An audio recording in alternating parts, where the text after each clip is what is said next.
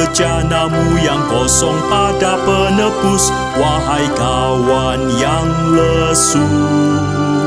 Dengan hati yang rendah tetap nantikan Roh Kudus masuk dalam hatimu.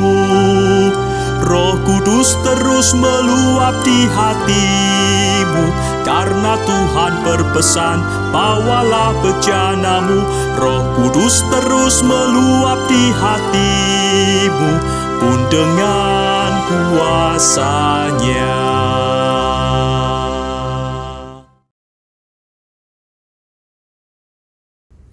Selamat pagi Bapak Ibu, Saudara-saudara yang terkasih di dalam Tuhan.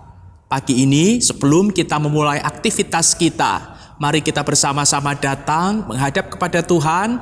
Kita duduk di dekat kaki Tuhan, mendengarkan sabda Tuhan. Karena dengan sabdanya lah kita akan dimampukan menjalani hari ini dengan baik, sesuai dengan yang Ia kehendaki. Mari kita berdoa. Bapa di surga, kami bersyukur pagi ini kami boleh bangun dengan segar. Kami bersyukur atas istirahat malam yang Tuhan berikan. Dan saat ini kami hendak memulai hari kami, memulai karya kami dengan terlebih dahulu datang, menghadap kepadamu, mendengarkan sapaan sabdamu. Bersabdalah ya Bapa, karena kami sungguh rindu untuk mendengarkannya. Dalam nama Tuhan Yesus kami berdoa. Amin. Tema renungan firman Tuhan pada pagi hari ini adalah menjadi bejana yang berkenan baginya. Bacaan diambil dari 2 Timotius pasal 2 ayat 21. Jika seorang menyucikan dirinya dari hal-hal yang jahat, ia akan menjadi perabot rumah untuk maksud yang mulia. Ia dikuduskan, dipandang layak untuk dipakai tuannya, dan disediakan untuk setiap pekerjaan yang mulia. Demikianlah sabda Tuhan. Syukur kepada Allah. Bapak, Ibu, Saudara-saudari, dan sobat-sobat muda, di rumah kita masing-masing tentunya memiliki perabot rumah tangga. Semua jenis perabot rumah tangga dibeli dan digunakan karena fungsinya. Contohnya, perabot rumah tangga yang terbuat dari tanah liat atau yang familiar kita sebut sebagai gerabah. Saat ini tidak banyak orang yang menggunakan gerabah atau bejana tanah liat, perabot tanah liat, tetapi di saat-saat tertentu masih banyak orang yang menggunakan perabot dari tanah liat atau gerabah untuk maksud dan tujuan tertentu. Contohnya sebagai tempat air, sebagai tempat untuk merebus bahan-bahan jamu atau obat-obatan herbal, untuk menyimpan bumbu-bumbu dapur dan lain sebagainya. Meskipun bejana tanah liat memiliki banyak kegunaan, namun sebenarnya bejana tanah liat memiliki kekurangan, yaitu sangat rentan untuk pecah, rapuh, dan mudah kotor. Oleh sebab itu, untuk mendapatkan sebuah bejana yang baik, indah, maka bejana itu harus dibentuk dengan sedemikian rupa. Harus digosok, dibakar dengan kobaran api yang besar agar menjadi kuat dan keras. Begitu pula dengan kehidupan kita. Pada dasarnya, kehidupan seseorang, kehidupan yang saat ini sedang kita hidupi, haruslah terus dibentuk dan diolah sedemikian rupa agar dapat berfungsi sesuai dengan fungsi dan tujuan yang benar, sesuai dengan tujuan Allah.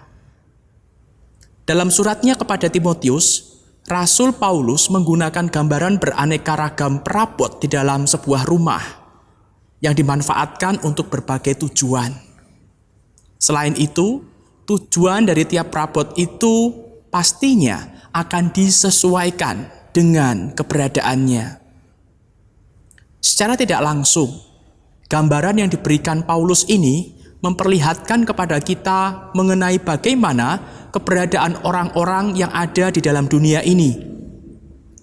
Ada dua kondisi yang akan menjadi pilihan bagi semua orang, yaitu yang pertama, hidup dalam kekudusan atau tidak sama sekali. Jika seseorang hidup sesuai dengan kekudusan, maka ia akan menjadikan keberadaannya untuk maksud yang mulia, maksud yang baik, sesuai dengan maksud dan tujuan Allah. Sebaliknya, orang yang tidak hidup dalam kekudusan, maka ia pun akan kehilangan tujuan hidup yang sesungguhnya.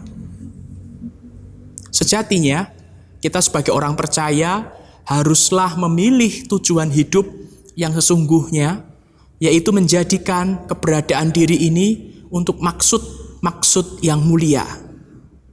Dengan menyucikan diri dari hal-hal yang jahat, serta menjadikan kekudusan hidup sebagai tujuan yang utama, maka kita pun sedang menempatkan diri kita untuk maksud yang mulia, yaitu melakukan pekerjaan yang baik yang telah dipersiapkan oleh Allah sebelumnya, sehingga kita bisa hidup di dalamnya. Biarlah hidup kita senantiasa di dalam kekudusan. Mari kita berdoa. Bapa di surga, terima kasih atas firman-Mu yang pagi ini mengingatkan kami agar kami hidup dalam kekudusan. Hidup dalam tujuan untuk melakukan berbagai hal yang Tuhan kehendaki. Hidup untuk melakukan kebaikan-kebaikan sesuai yang Tuhan sudah rancang. Mampukan kami hari ini untuk menjalani hidup di dalam kekudusan. Mampukan kami hari ini untuk hidup dengan mendengar akan firman-Mu, mendengar akan kehendak-Mu, sehingga kehidupan kami berkenan di hadapan Tuhan dan menjadi berkat bagi banyak orang di sekitar kami. Kami hidup sebagai perabot-perabot yang baik, perabot-perabot yang siap digunakan oleh Sang Empunya, yaitu Engkau, untuk maksud dan tujuan yang baik pula. Di dalam nama Tuhan Yesus kami berdoa. Amin. Selamat pagi, selamat beraktivitas, selamat berkarya, selamat melayani. Tuhan memberkati.